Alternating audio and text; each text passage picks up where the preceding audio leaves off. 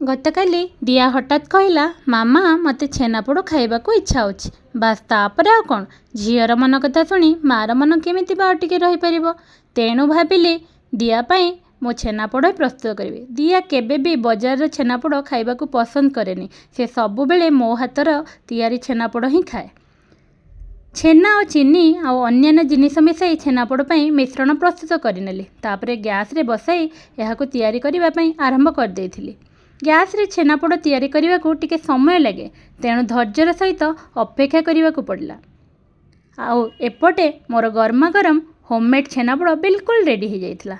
राति प्राय 12टा बाजी 10 मिनिट हेलाणी। घरे समस्ते सोई पड़लेनी। दिया भी सोई पड़िछि। सत कहवाकू गले राति एते डेरी हेले भी दिया पाई निज हाथ रे तैयारी करथिबारु मनटा बहुत खुशी हो गला। घरे तैयारी होइतबाई छोट छोट जिनिस रे ही लुचि रही थाए केते सुंदर भल पाइबा।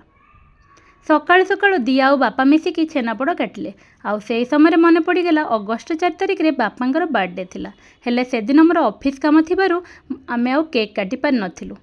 सेथिपई आज भाविलु डेरी हेले भी कौन हैला समस्ते मिसिकी छोटिया सेलिब्रेशन तो करि परिबा। तेणु आज छेनापोड़ सहित बापांक बर्थडे सेलिब्रेशन भी हो गला। डेरी हेले भी बापांक बर्थडे सेलिब्रेशन मजा थिला नियारा।